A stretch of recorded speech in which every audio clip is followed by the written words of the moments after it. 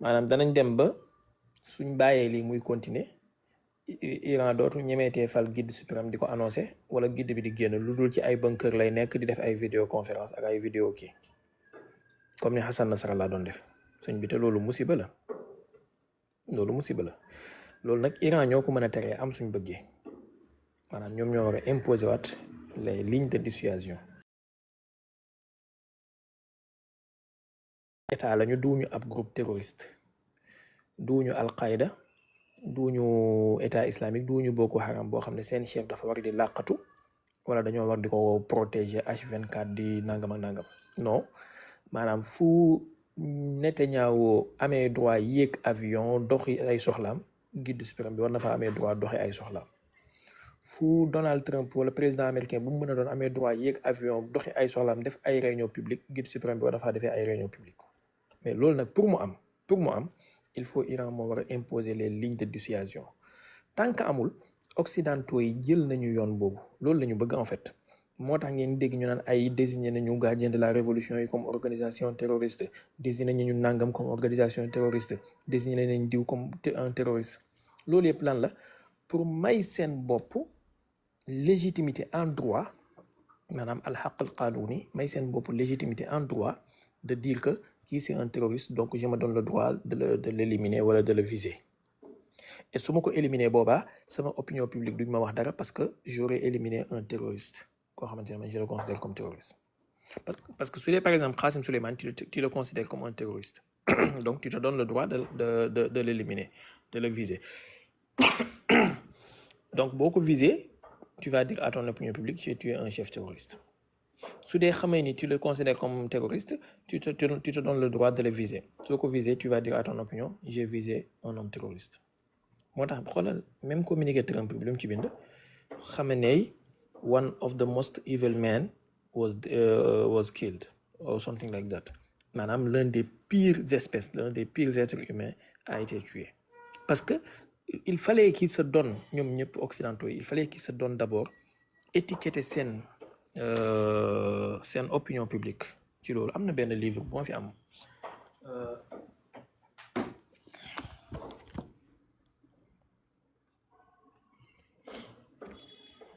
livre bi mu ngi tudd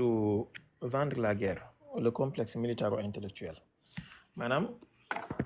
daf lay wan naka la ñuy def ba te faire accepter une guerre naka la ñuy def ba te faire accepter le fait de tuer quelqu'un le fait d'éliminer un chef d'État d'abord il faut la diaboliser am na beneen livre bu tudd la fabrication de l'ennemi boobu am na solo trop ci domaine boobu d'abord il faut diaboliser ton ennemi étiqueter ko avec des noms yoo xamante ne nii man ak yow ak ñëpp ñooy bokk bañ tur boobu noonu et par conséquent su ma ko rayee man ak yow ñëppay bokk tàccu wala soo tàccuwul sax yow doo ñemee wax ngeen baal ma mais lu mel nii dafa am ci l'islam sax par exemple pour nga saaga Cheikh Baye saaga directement il faut nga ne Cheikh Baye c'est un chiite dafay saaga saxaaba yi boo ko joxee étiquette boobu ba pare ba accepté loo ko ñi lay déglu que ne kii c'est un chiite c'est un rafidi dans ce cas boo ko saaga Oustaz Mohamed Ba du mën a ñëw défendre ko parce que yow saaga woo Cheikh Baye taalibe Baye saaga woo Cheikh Baye Tidiane mais Cheikh Baye chiite bi rafidi bi nga saaga n'est-ce pas léegi moom su ko naree défendre yow da ngay attaquer Mohamed Ba ne ko yow da ngay défendre rafida yi bu boobaa moom tamit il va se sentir mal à l'aise wala boog dafay ragal a défendre daf naan kon du ma def apologie rafida yi sama yoon nekkul ci ñoom man du ma saaga saxaaba yi vous voyez un peu donc façon fabrication de l'ennemi boobu même jullit ñi dañ koy def diaboliser leur adversaire diaboliser leur ennemi étiqueter ko ay mbir tuumal ko ay nangam ba pare légitimer seen bopp pour yastabixuuna damahu wa maalahu daganal deretam ak deram di ko saaga suba ngoon gu dégg bëccëg wala di ko ray suñ ko mënee moo tax sa nga xam ne leen lii lu fi yàgg la on peut remonter l'histoire donc les occidentaux procédé boobu la ñuy def du ñu mën a attaquer les gardiens de la révolution directement mais il faut ñu désigner leen d'abord comme organisation terroriste après daganal pour éliminer leen ñoom ñëpp donc ils vont dire on a éliminé des terroristes connaissant que c'était des chefs d'un état souverain léegi quand ils prennent un terroriste bi di maanaam au vrai sens du terme dans ce cas duñ ko tuddee ab terroriste mais dañ koy tuddee ab résistant. C'est un résistant wala ñu ne c'est un opposant mais dans ce cas doo dégg mu ko ñu prononcé baatu terroriste jëmale ko ci moom résistant lañ koy tuddee wala un opposant. xam nga tey ji y a des groupes dans ci biir Iran ñuy def ay actes terroristes mais ci occidentaux yi duñ leen oowee ay terroristes mais dañ naan leen y a des groupes de résistance.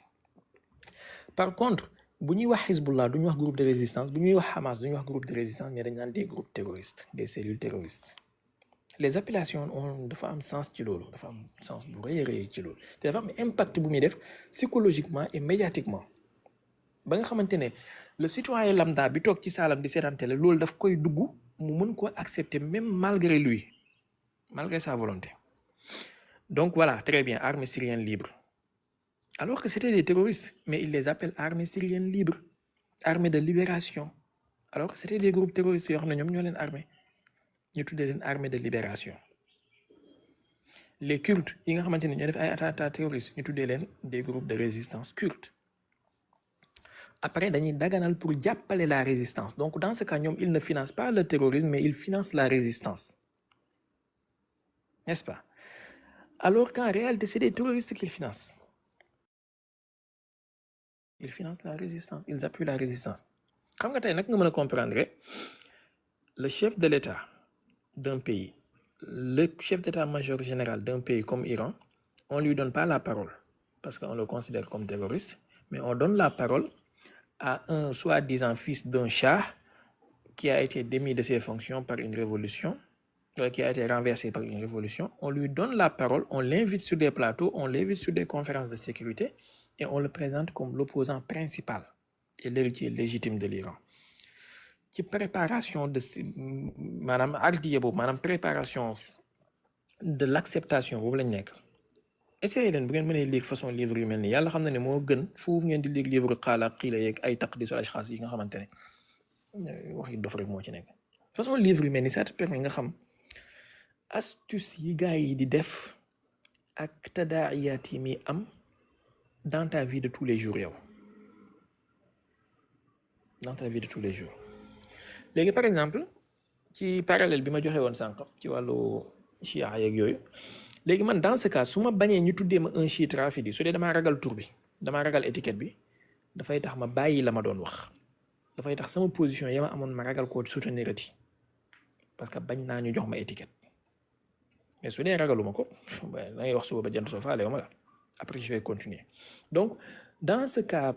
pareil su ma ragalee nga tuddee ma terroriste damay bàyyi sama résistance bi ma daan def mais su dee faalewu ma sa étiquette ak yooyu damay continuer ci sama résistance.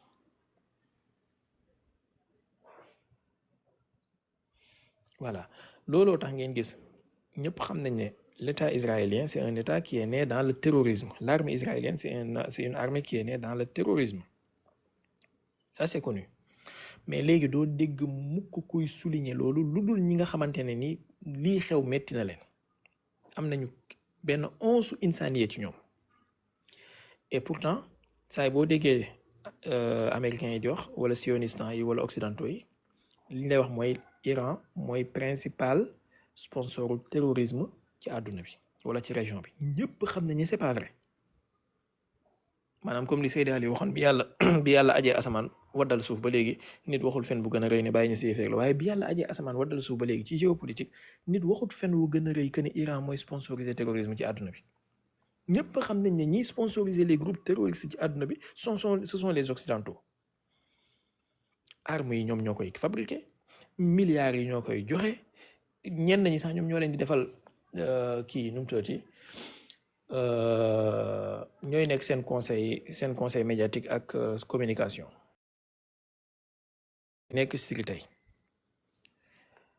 Al-Joulani tey on le présente comme le président de la transition, n'est-ce pas? Bi ñuy attaqué Bachar el-Assad di ko daaneel on le présentait comme les rebelles résistants benn instant ñu dundi baatu rebelle bi tuddee ko les résistants. Ce même Al-Joulani, il y a quelques années de cela, en 2017, le département d'État du Epstein Land dañoo tegoon 10 millions de dollars ci boppam bi pour ku ko indi wala ku wax fu mu nekk ñu jox la 10 millions de dollars maanaam he was a wanted pour 10 millions de dollars tey c'est même Al-Jilani moom la ñuy recevoir Maison Blanche moom la ñuy recevoir Élysée un coupeur de tête modéré c'est un coupeur de tête modéré maintenant xoolal jamono bi muy bu def mouvement mi contre Bachar el-Assad on l'appelait benn instant les rebelles modérés benn instant ñu commencé les rebelles résistants à la tyrannie de Bachar el-Assad benn instant ñu dindi baatu rebelle bi commencé di ko tuddee les résistants à la tyrannie de Bachar el-Assad bi mu daanelee Bachar el-Assad maintenant il est devenu fréquentable on l'invite à l'Élysée on l'invite à la Maison Blanche on l'invite partout alors qu'il y a quelques années de cela on mettait 10 millions de dollars sur la table pour ku indi Al-Jilani wanted. Voyez un peu c'est-à-dire le sionistan qui attaque tous les pays yu ko wër xëy attaqué Qatar maanaam lundi nga attaqué Qatar mardi mercredi nga attaqué Liban jeudi nga attaqué Syrie vendredi nga attaqué Yémen samedi nga attaqué Irak dimanche nga attaqué bon samedi shalom la dañuy noppalu dimanche dañuy attaqué Irak maanaam cet état là kenn désigné wu ko comme étant le faiseur de trouble kenn désigné wu ko comme étant la menace première kenn désigné wu ko comme étant le sponsor du terrorisme mais c'est l'Iran bi nga xamante ne moom dafay bañ sax ay missilam dépasser 2000 kilomètres pour bañ a froisser ñenn ñi moom la ñuy désigner comme étant le sponsor numéro 1 du terrorisme léegi xam nga curseur bi ñoom ñoo koy déplacer fu mu leen neexee il fut un temps curseur bi ci kaw Irak lañ ko tegoon Irak il fut un temps curseur bi ci kaw Afghanistan lañ ko tegoon Afghanistan Taliban yéen a ngi déggati ñuy wax waxu Taliban yi léegi allahumma illa 1 sur 1000 wala 1 sur 1 million ngay dégg ñuy tudd Taliban ci yenn journaux yi wala ci yenn kii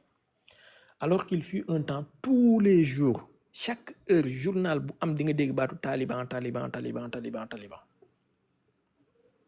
c'est le complexe militaro-intellectuel qui fait ça pas militaro-industriel mais militaro-intellectuel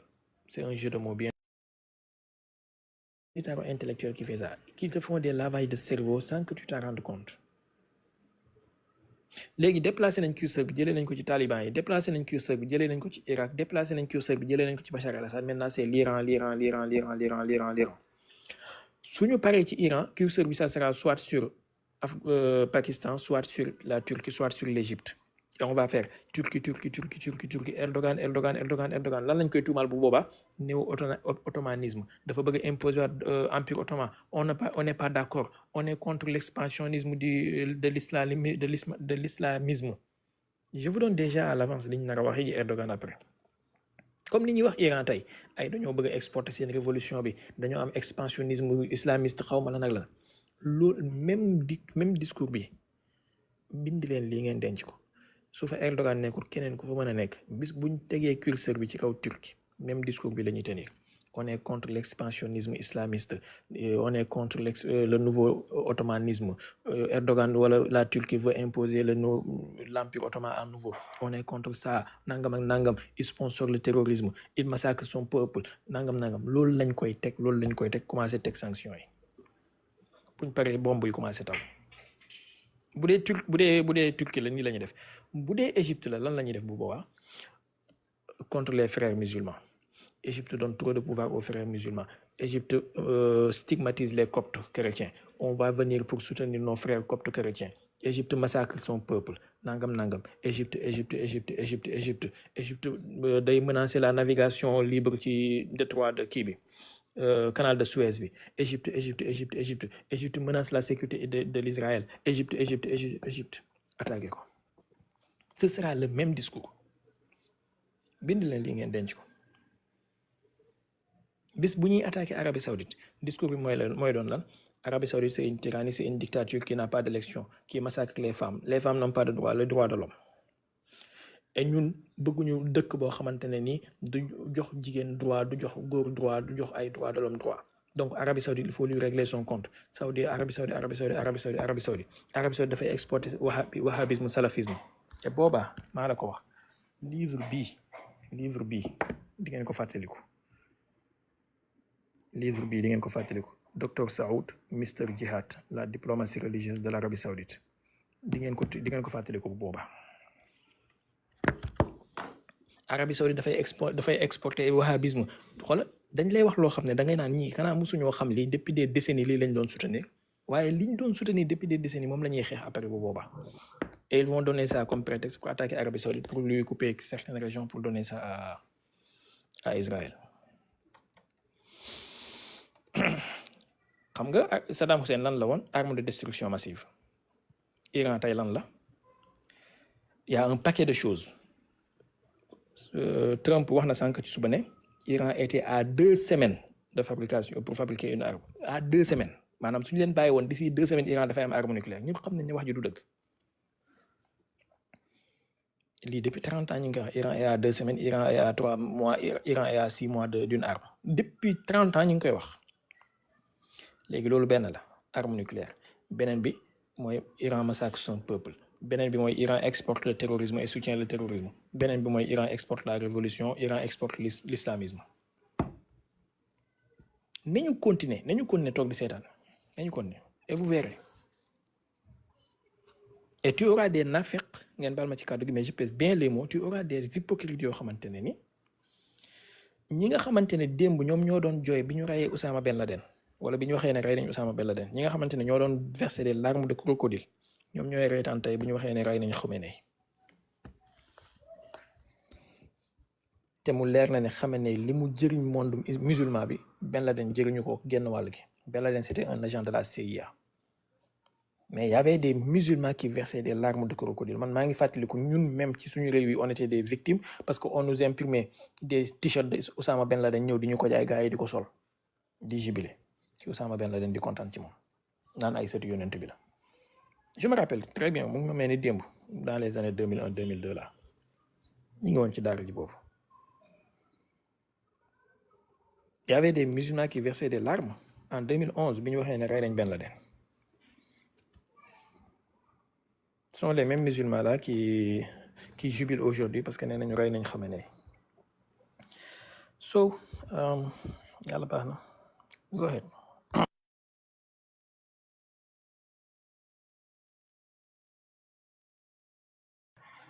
gars yi tàppate la waaye seen tàppate yi yeex na de Irada bismillah Irada continue laaji man Cheikh Baye sama gis-gis ci mbir mi xam nga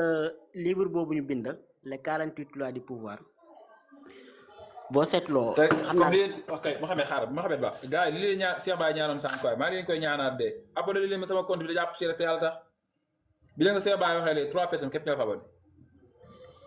say 250 fi nekk xaaral moo leen moo leen écran bi ku ko vérifié boo ko gisul dama leen ko ñaan te yàlla tax rek forcé wu ma leen ci nag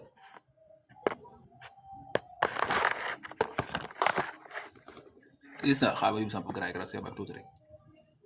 ma leen ko ñaan te yàlla tax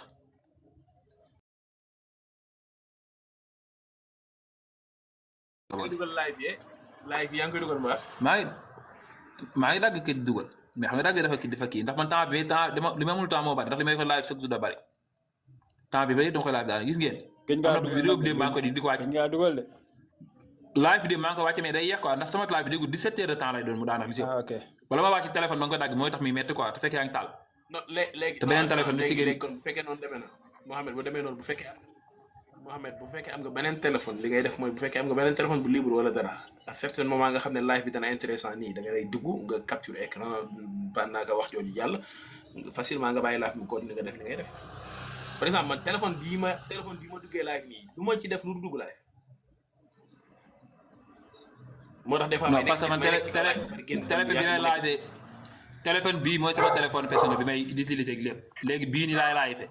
ñaari téléphone sama bés ak bi may live xoolal naa saxat bi naa si ma dama ko mere tey xoolal gars yi gis ngeen Mouhamed TV bu demee ni nga koy bind rek ngir yàlla war ko ñaan wax waxaabi yëpp ñu désabonné xaw ma waxaabi yi lañ xaw ma yow yéen waxaabi bëriwu leen te yéen boo xoolee jàpp ne waxaabi ñëpp nañu désabonné non dama laa mere tey moom dama laa mere quoi ngay nekk fi di reetaan di kii faatu yow jóoyee defoo naqaru koy ree Mohamed beneen problème Mohamed dama def beneen problème Irada wax la ñu doon abonné Irada jot yow d'accord mais loolu dama lay aidé ci benn ma affaire jooy bu wala tax nga am abonné saa nga laaj kenn mu abonné. Nasir bàyyi Ira da wax Nasir. ah maanaam Ira dafa dañu am lu ma remarqué noonu dama seetlu ne da ngay teg vidéo bi posté ko bàyyi ko mu jàll bu ko defee date bi nga xam ne moom nga ko dugal moom lay jël def ko titre ak laa du kii da ngay fexe ba titre bi nga def ci lu nekk ci vidéo bi bu fekkoon ne da ngaa tànn turu ñi nekk ci live bi kii nuñ koy wax sax ci la ban vidéo bi nga dugal ci kaw ci lu muy wax. affaire Iran bi. gis naa drapeau Amérique ak bu Iran. waaw. ah bu fekkee vidéo bi amul ay vues rek c'est parce que da nga ciy deful benn titre boo xam ne laal na Iran wala Amérique wala mu laal conflit boobu noonu. bu la neexoon nga bind ci tout simplement Iran araba ni ñu ko waxee jees Iran jees Amérique jees ki hashtag yi sax moo tax ne mais titre ngay def da ngay def titre bu concerné mbir mi nit ki bu ko rombee da koy lire nit ki bu recherché Iran day gis sa vidéo mais laa ni am nga forte chance doo gis kenn ku dugg YouTube di recherché 28 février 2026. léegi da nga si bind titre bi daal di def Iran di jeex. waaw titre bi déjà miniature bi am na solo mais titre bi dafa gën a am solo. Mohamed da ngay def comme ni waa Pastef bi di def ça chauffe Iran bombarde les États-Unis boo defee titre yu choquant yooyu comme li waa Pastef doon def ça chauffe ay l'Iran yu mel noonu léegi da nga am ay vues. waaw di bés yooyu Iran Amérique ngay tàkk. Amérique ngay tàkk. ay alerte urgent yooyu noonu. voilà xoolal waa Pastef yi noonu lañu daan def ça chauffe là-bas nga def benn emoji feu def nangam Iran attaque l'Arabie Saoudite la Kaaba nangam tiital gars yi boo leen jiitalee rek ñu daw ñëw seetaan la. exactement da ngay dugg ci seen YouTube yi nga xam ne nii même kii ko idéologie la ñu xam même façon defi même façon YouTube kay wala ñor mooy ci lii la ñuy dugal nga xool ñi fonctionné wala vidéo ya fa fonctionné lan moo ci nekk lu spécial donte titre bi la wala hashtag yi la wala façon miniature bi mu def ci kaw yooyu noonu lay aidé YouTube waaye ak nii posté nii dem rek moom lu gars yi ñëw abonné même ñi ñëw abonné sax danañ sax dajeeg sa vidéo. Mohamed comme Sénégal nga nekk comme kii sa public ñu ci biir waa Sénégal lañ ndax wolof la ñuy wax ci sa vidéo yi. da ngay bind ça chauffe Iran va attaquer Kër Massar nga def benn photo Diomaye ak Sonko ci côté bi def benn photo Khamenei ak Donald Trump. xoolal fi mu ne boo defoon wahabis ak bon ci réew. Cheikh Baye Kër Massar jege na ma de est-ce que doo dem côté bi. xoolal da ngay dagg Nasir dugal ko daan ne déggal wahabis bi li mu wax ci Iran ni mu. xoolal su la neexee nga jël benn photo. su la neexee nga jël benn photo Ben Bass wala Ahmed Lo nga collé ko ci tiital leen rek Ben Bass Ahmed Lo nu mu tuddati Mor Kébé wala Diomaye ak Sonko ak Khamenei ak Donald Trump ak Netanyahu Sénégalais moo def kumpa. pour ma wax la li may def man am naa habitude maanaam vidéo bi ma dugal ma play ko di diglu kii wax muy wax ba mu wax benn passage bu intéressant ma jël loolu def ko titre des fois damay def loolu maanaam dagg ci biir ay waxam lu kii ma def loolu ak titre loolu tamit dama koy def mais titre yi moom mënut a ñàkk bul bàyyi date bi noonu rek muy nekk si vidéo yi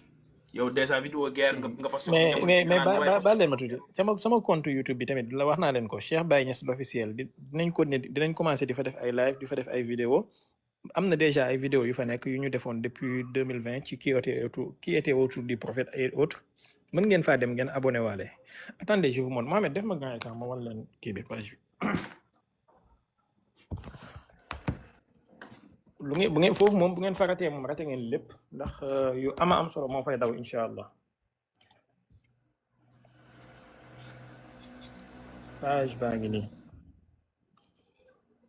يا رب فاغفرني وتهدي فؤاد من يحب الذي احببته انا مصطفى Mohamed démb rek 839 abonné la am ci bis bi démb. kan la yow. sama chaîne waaye nag géopolitique mooy def loolu bu amee tension amee nit ñi dañuy daw di ko wëri. waaw gars yi donc boo posté lu mel noonu waaw il faut nga kii.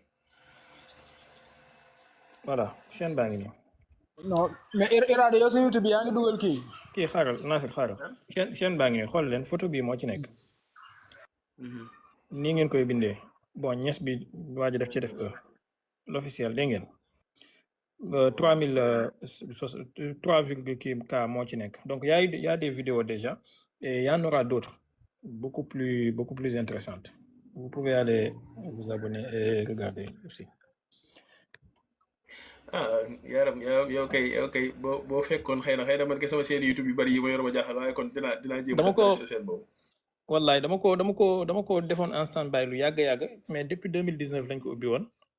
septembre 2019. Et voilà, il y a 18 vidéos, il y a eu 79 000 vues cumulées. su ma ko continué woon depuis boobu ak léegi kon ñu ngi ci ay 500 et quelques mille vues peut-être wala 1 million même mais maa ci deful woon itti en fait mais dinaa ko dekkilaat quand même surtout ci koor gi ak géopolitique bi nii moom dinaa ci def yu boo ama gisee ama keroog am ma solo. dugg si live bi ne la dekkilal sa YouTube bi maanaam kii sa am nga seen YouTube parce que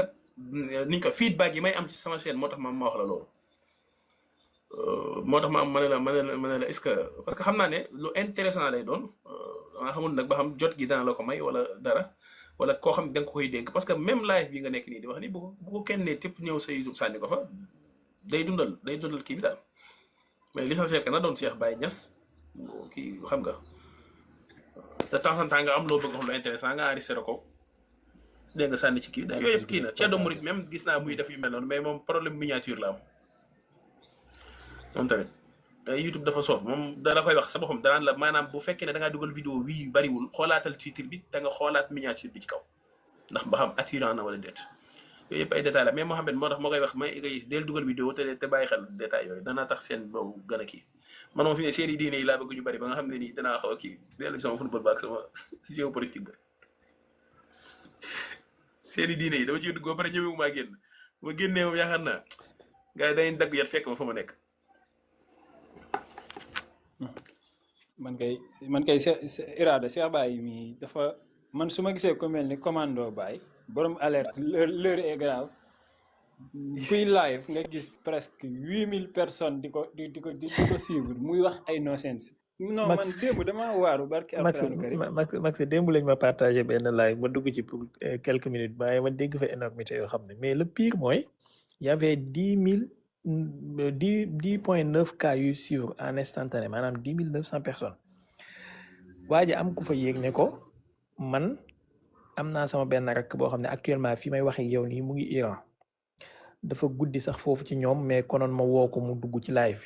bi nee na xam ne deewul gars yi rayuñ ko affaire bi deal la rek dañ koo def pour def stratégie ndax américain yi waa ji ne ko Allah yow jox ma sa wéef sa waay yow moom faaw ma neexal la waxoon naa leen ko affaire bi tactique la gars yi ils sont intelligents nag mais subhanallah alazim ñii la ñuy tuddee nag les géopolitologues du dimanche quoi léegi damaa xamul nag naka lay def lan lay wax waa koñ ba bu xëyee gis ne waa Iran yëpp dajaloo nañ ci seen mbedd yi di jooy xam ne sol yére yu ñuul lu muy wax waa koñ ba. Cheikh Baye loolu laa lay wax ci kii info bi nga xam ne nit ki da koo bëgg a dégg day neexub xolam loolu laa ciy wax chaque fois dafa am info boo xam dafa neex ñi nga xam ne ñoo faral Iran donc boo ko ràññaari di leen ko jox dañ lay topp massivement. gis nga sérieusement tey wax ni les mêmes choses live commando Baye bi démb. xam nga luñ ma am na ko fa dugg ne moom Sénégalais la. Max baal ma tuuti après nga ñëw ci li nga wax ni am na solo xam nga luñ ma def démb man maa taal sama live di wax matagul 45 minutes ñu commencé signaler live ba TikTok di ma yónnee ay avertissement ma boole li ma neex ak li ma naqari fay live bi ne leen dem leen ngeen déglu ay bêtises comme moom ngeen bëgg a dégg man fii du ngeen dégg ay waxu dof ci man sagam bëggu leen wax ku rationnel ngeen ma fay live bi bàyyi leen Max vas-y loolu doon wax. c'est moo ngi noonu xanaa Cheikh Baye comme gis nga boo leen xam ne tàppate la ñu jàppale rek ci gagné dara tàppate mu dara du ci gagné pour loolu képp la parce que bu la signalé mën nañoo nangu sa compte bi wala ñu bannir sa compte bi récupérer ko wala ñun la une semaine taataati live moo tax ñu ne di bëgg a tàppale parce que bu ñu dee tàppale TikTok daraan ñii bëgg na lee ñee li wax bëgg na moo tax ñuy tàppale mën nañ toog fa mais gars yi doo comprendre quoi léegi bu ñu la ko suñu compte ñu toog di xool parce que dañ koy dama bëgg a bàyyi dugal vidéo parce que dama gis ñu koy saaga de temps en temps parce que nee nañ tàppateel leen partage leen live bi envoyé leen kër nee na xam nga day wax lu bari loolu loolu lay wax leen nag li xew li Iran def daal di taxaw mën naa passé 10 minutes dinaan la tàppateel partage envoyé kër kan la mujjee jéppi muy commando Baye mooy waay non non wax dëgg de compte bi lay protéger compte bi lay protéger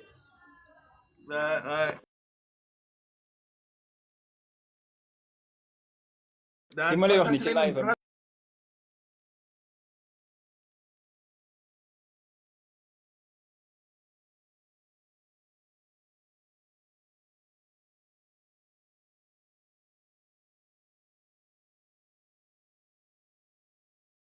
ku muus la quand même parce que xam na li gars yi soxla mu jox leen ko quand même. xam kii Irada xam nga lu Max wax nee na dafa am benn waay bu fa dugg Sénégalais la. mosuma ko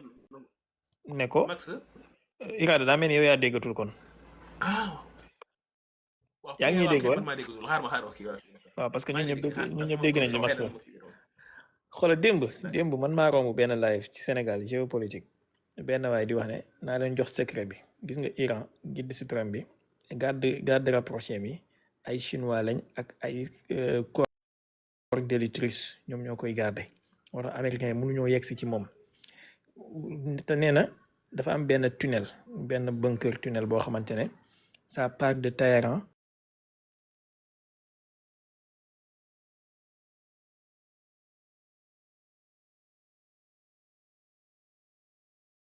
benn genre mu ne affaire bi nag comme gazoduc lañ ko def mu jaar ci suufu mer Caspienne bi ba ci sud de Russie bi dugg ci biir Russie nga xam ne guide suprême bi ci biir tunnel boobu dañ ko faa defal ay véhicule de transport yoo xamante ne bu fa duggee rek mën naa atterrir ci biir Russie gars yi duñ xam fu mu jaar mais sëñ bi live boobu y avait ñaata personnes y avait 22 000 environ personnes 22.3 xaw ma 22.1 y avait 3 millions de tapotage 3 millions gars yi toog di déglu sëñ bi ma dégg ko sama genn wàll boobu bi commencé metti ma quitté nii la ko waxee ne pour wax leen ne guide suprême bi deewul après nga woor ba ngoon jot ngay déglu énormité yi sëñ bi boo moytuwul li nga woor yëpp yàlla yàqu ko sax boo moytuwul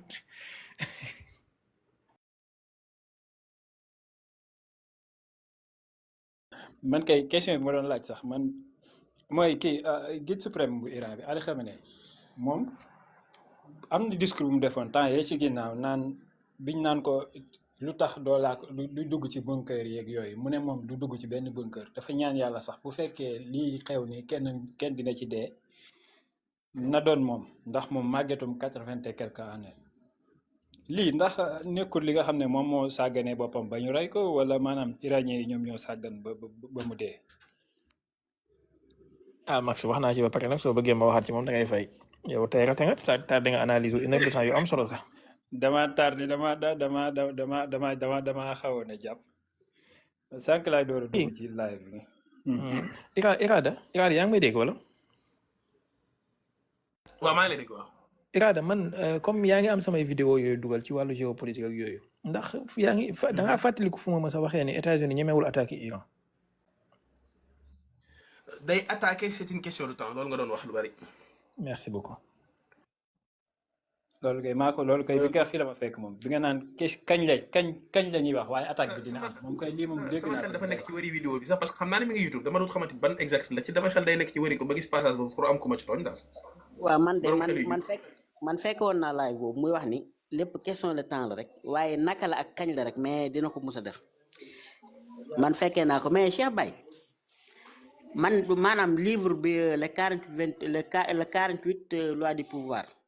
xam nga boo xoolee 3e loi bi dañuy wax ni nit ki su buggee maintenir pouvoir am dafa war a maanaam warut dafa ñi ko encercler waruñoo xam exactement lan mooy objectif am fan la jëm toujours daf leen di war a di leen njuy daal maanaam buñ ko mun a calculer soo ko boolee ak waxu Machiavel bi muy wax ni pour nga maintenir sa pouvoir soxloo justificatif ak explication bu bëri est-ce que loolu itam bokkul maanaam ñaari fay yooyu bokkul ci li tax itam ñu ñemee def Iran yenn yi mooy est-ce que yaakaaru loolu. si maanaam Iran dafa am ay failles yu bari yu ñu def ci seen wàllu communication politique ak seen wàllu posture stratégique et loolu bokk na ci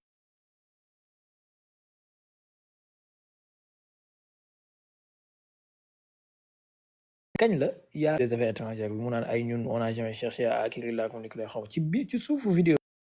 maa ngi bind commentaire boobu maanaam en grosso modo li ma wax mooy ci commentaire bi arrêtez leen seen justification yeeg de vouloir vous montrer blanc comme neige arrêtez de vous justifier on est dans un monde de barbares boo xamante ne il n'y a de place que ceux qui détiennent une puissance dissuasive allez chercher cette puissance là et taisez-vous lu mel ni laa en quelque sorte lu mel ni laa ci bind donc trop se justifier trop on ne cherche pas l'arme nucléaire on ne veut pas wax nga ko depuis 40 ans gars yi gëmuñ la kañ lañ lay gëm nga foog ne à force nga di ko wax dañ la gëm donc mësul dugg ci seen xel que ne war nañoo changer discours et en politique le discours tenu dafay am impact bu rëy ci ni la sa adversaire di percevoir Si tu as un discours faible, ton adversaire a de fortes chances de te dépasser et de t'attaquer, de te manquer de respect. Et loolu waxuma la Iran kese mais loolu moo dal Russie vis-à-vis de l'administration Trump. bu ngeen xoolee la ligne bi nga xamante ne moom la Russie nekk di tenir vis-à-vis ak administration Trump, c'est une ligne très très faible, très faible. Et loolu tax na ba léegi occidentaux yi chaque jour ñu ngi gën a dem à l'avant pour armer Ukraine, pour soutenir ko, pour faire mal à la Russie ba léegi. Mais bu fekkoon ne Russie yi am nañu discours bu dëgër campé ci seen position xoolal ba ci mots yu ñuy utiliser da nga leen dégg il parle de paix de paix de paix, alors qu'en Occident la plupart soo leen di dégg il parle de victoire victoire victoire victoire. gis nga ñaari baat yi paix ak victoire dafay différencier ñaari postures yi géopolitique comme yàlla ak yàlla. Parce que quand tu parles de paix ton adversaire dafay yaakaar ne yow da nga ragal wala sa doole mu ngi waaj a jeex, donc tu cherches une solution. Alors quand tu parles de victoire ton adversaire dafay jàpp ni yow tu es prêt à toutes les éventualités et tu es prêt à aller jusqu'au bout, et dans ce cas dina la bàyyi xel. te xoolal bu ñu génnee ci kaw Russie bi rek, même les soi-disant alliés de la Russie ci wàllu BRICS ak yooyu, quand tu les entends ils parlent de paix de paix de paix, alors que les alliés de l'Ukraine ñoom ils parlent de victoire victoire et la défaite stratégique de la Russie. ñoom loolu la ñuy wax. léegi ci Iran tamit la même chose. Iran tey guerre bi mu ngi am, wax naa leen sànq appel bi ministre des affaires étrangères bi def ci bi mu jox homologam ci Oman, maanaam il parle de paix, il parle de négociation, alors que c'est pas la communication qu'on doit tenir ci circonstances yu mel nii. C'est pas la communication qu'on doit tenir, c'est pas la posture à avoir ci situation yu mel nii. Donc façon posture yooyu noonu bokk na ci li leen affaiblir. moo tax gis nga jamono bi fi Ahmadinejad nekkee, malgré que ses déclarations étaient trop tonitruantes et autres, mais quand même au moins moo nekkoon déclaration bi gënoon a imposer dissuasion que déclaration yi nga xamante ne moom la seen président bu bees bi di am. Ibrahim Raïsi rahmatullahi alayhi bi mu faloo en 2021 je crois, dafa def conférence de presse, am benn journaliste ci benn média international bu ko laaj ndax pare nga boo prêter serment ba dugg office, pare nga pour négocier waat ak Amérique, ubbi waat affaire négociation nucléaire bi ak Donald Trump. Xoolal la réponse qu'il a donnée, il a dit non, point à la ligne. non képp la wax, non point à la ligne maa ko ci yow, daf ne non ba pare il s'est retourné ci beneen journaliste ne autre question. Wallahi li ma neex ci moom bëri na, mais jour boobu ci laa ko gën a fan en fait. bàyyiwul journaliste bi daaneel wala muy poser beneen question wala commentaire. Est-ce que vous êtes prêt à renégocier avec les États-Unis, à ouvrir le dialogue avec Donald Trump? Non. Tourné ci beneen journaliste ne d'autres questions. yi nga cette fermeté là, posture boobu mooy posture bi nga war a am boo bëggee say adversaire, say ennemi respecté la. Mais ce pantin là, depuis qu'il est venu, on veut négocier, on veut pas de nucléaire, on cherche pas le nucléaire, nangam, on veut négocier du yuuxu comme un, man je l'appelle un François Hollande version iranienne quoi.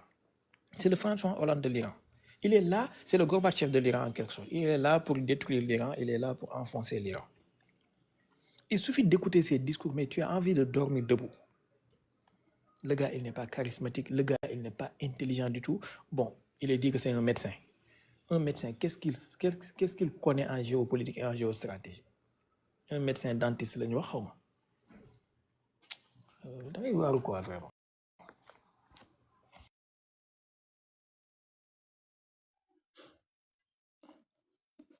léegi kii laa xam nga ki nga tudd léegi Mahmoud Ahmadinejad.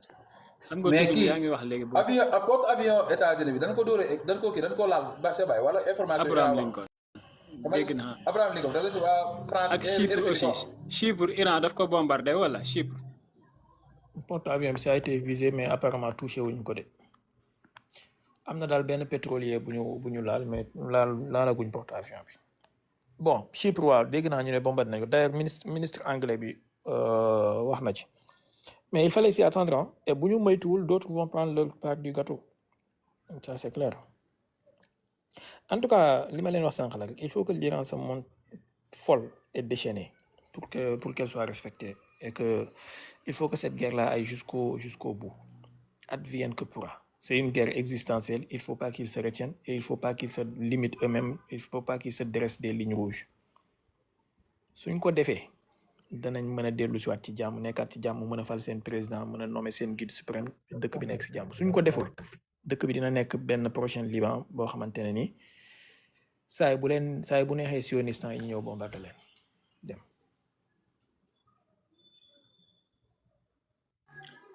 waaw man moom vraiment ci man bi may jël sama position ci kii bi maanaam bi may seetlu faiblesse yi tax ñu ñeme Iran foogoon naan sax Cheikh Baye dina uteeg man peut-être foogoon naan ci position Mohammed bi mooy ñu xool angle bi nga xam ne ñëpp dañ ko wër suñ ko defoon États-Unis sax dafay daanu mais man su ma résumé li Cheikh Baye wax yëpp d'après ni mu ko comprendre dafa am benn livre bu ma doon lire fan yi la pensée positive def naa ci benn vidéo sax am benn kii bu ma neex bu ci nekk livre bi la pensée positive la tudd mais dafa am fi ñuy wax ni ñu ne nit ki na contrôler xalaatam ndax bu xalaatee bu yàggee rek dafay def nekk wax te waxam boobu bu ko répété bu yàggee dafay nekk jëfam jooju bu ko répété bu yàggee dafay nekk habitude boobu bu ci continuer dafay nekk caractère bu yàggee dafay nekk destin man démb def naa ci vidéo bu publier ko ci sama compte TikTok bi mais yàlla xam na ni xawuma woon problème Iran bi mais léegi laay door a comprendre nekke même nit bu jëlee yenn xalaat yi jëmale ko ci yow nga xam ne lii lay nar ci yow rawatina mu dem ba wax ko soo ko mënee freiné ko parce que boo ko freiné rek bu yàggee yoon toll ko def comme ni Cheikh Baye wax sànq nga xam ne benn tiñaaw dafay reer ba suur rek fruit bi ñu ko tegal neex ko rek mu xëy mu ne xaaral ma dem bombardé ji gars yi maanaam parce que daf ko def mu neex mu defaat ko mu neex mu def ko yoonu tool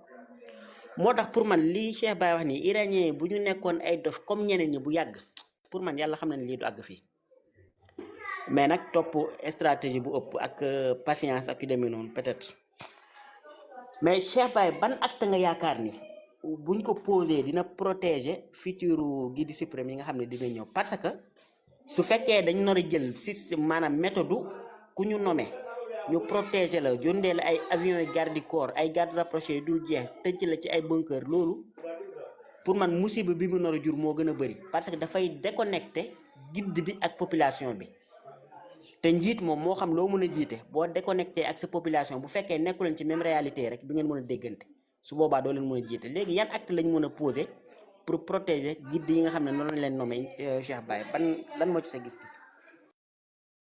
Bah, il faut de la réciprocité hein. Y a que la réciprocité moom mooy mën a rétablir la dissuasion. Il faut viser les centres du pouvoir et les centres de décision israéliennes wane ne mën ngaa viser ñoom tamit seeni njiit ak seeni chef il faut être aussi fou que nécessaire aussi fou que possible loo mën viser les ambassades viser tout pour wane ne tu peux être fou comme ñoom et boo ko defee boo falaatee guide suprême il pourra vivre librement et ba pare soo ko defee essayer viser benn dirigeant boo xamante ne ray ko dana nekk symbole ci ñoom nga ne leen nag désormais ça sera œil pour œil, dent pour dent. Mais jusqu'à présent, les Iraniens ont une décision. Ils continuent à viser que des bases militaires, des porte-avions, des khawaïs. Il faut être asymétrique. Vous faites que ces gens ils sont dans l'asymétrie. Il faut, si nous faisons des frappes de contre-valeur, il faut faire des frappes de contre-valeur. Si nous visons les dirigeants politiques, il faut viser les dirigeants politiques. Voilà. Et puis c'est pas nécessairement nga ne da ngay xaar ba jot ci Netanyahu doo ko viser wala da ngay xaar ba jot ci Trump. Suivez mon regard xam leen lu ma waxut. Koo mën a jot ci seeni alliés wala ci seen nangam koo xam ne dina am même valeur symbolique bu mel noonu dóoral. Boo paree ne leen désormais ça sera comme ça. Faman i'tada alaykum fa'tadu alayhi bimisli ma i'tada alaykum. kon nag an nafsa bin nafsi wal ayna bil ayni waaw an nafsa bin nafsi wal ayna bil ayni loolu kese mooy rétablir dissuasion bi.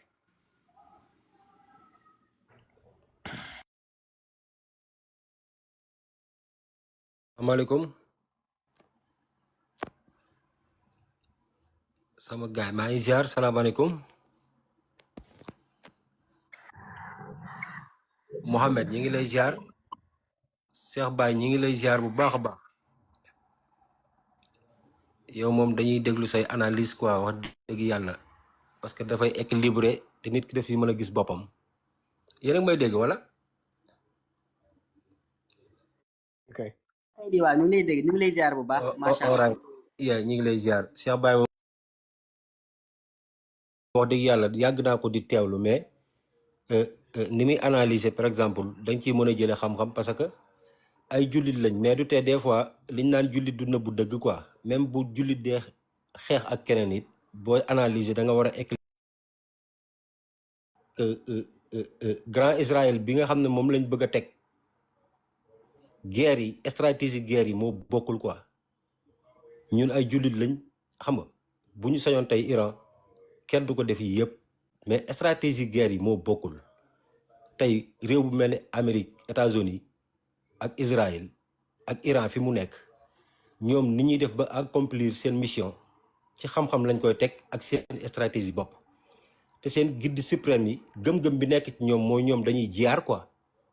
parce que tey boo xoolee seen guide suprême moom gëm-gëm bi mu amoon mooy moom du làkkatu ci ay bunker ñuy rayee askanam xam nga moom fu mu mën di nekk dafay nekk bu ko fa dee fekkee moo xam ne dee na parce que moom dafa gëm ne martyr la ci jihaad la nekk gëm-gëm boobu la am léegi nag israélien yi bu ñu bëggee jot ci moom pour rey ko dafay nekk lu yomb ci ñoom bokkut ak nag ragal bu mel ni benn Netanyahu nga xam ne dina làqatu te guerre yi bokkul tey waa Israël bu ñuy dóor waa Iran bu ñuy dóor Israël ay étage la ñuy dóor ak yooyu fekk nit ñëpp dem nañ làqatu dañuy dóor a dóor ba sonn bu ñu paree tey par exemple impact bi mu war a def dëgg la dinañ yàq ay bâtiment yàq lu bari mais ay nit nekkuñu fa parce que tey États-Unis tey fexe na ba Océan Orient bi li ko wër yëpp link fu nekk mu am fa link tey boo xoolee réew bu mel ni Arabie Saoudite des fois nit ñi dinañ ko blâmer ci yenn affaires yi mais man des fois tey position bi Arabie Saoudite nekk bu ci génnoon rek ba léegi tey bombardé nañ Arabie Saoudite yëpp parce que bu ñu fàtte ne yonente bi dafa am jóg di guerre yonente bi dafa doon défendre dafa dem ba mënta ñàkk mu jóg di guerre mais jógutoon rek tey am na noo xam ne bu ko jógee woon defee ko woon noonu ba bi mu fi jógee tey bu ñu xoolee saxaaba yi ñu bari dañ leen a wàcce xam nga kon li ñu war a xam rek mooy par exemple àdduna bi moo toll foo xam ne tey loo gëm-gëm yàlla ak loo nekk jullit réew bu mel ni Amérique Israël séq benn diggante benn réew bu mel ni Iran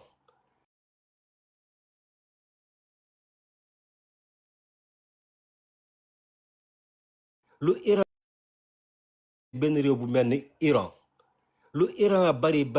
pexe fi mu ne nii beneen stratégie la ñuy ñëwaat dañ koy cof di ko cof grand Israël bi ñu soxla yàgg bu balaa ba nga xam ne nag xëy na beneen guide suprême dina ñëw am beneen vision am beneen gis-gis boo xam ne tey dina mën a am xel ba mën a déggoo gaay yi ci àdduna naka lay mën a dundee ak ñoom ci équilibre mooy yi ñu koy proposé ak yenn yi moo am yu mu bañ am lu mu forcé dem ba nga xam ne par exemple dina mën a équilibre ba nga xam ne tension bi dina mën a jeex mais biñ ko tegee fi ñu ko teg nii rek bu leen États-Unis waxee to par exemple ñu ne non lii duñ ko def ñu continuer ci système bi ñuy dem lu ñuy gën a dem du ñu mës a ëpp doole États-Unis te Israël li mu am. abonné leen tey aimé di partager di participer di envoyer ay cœur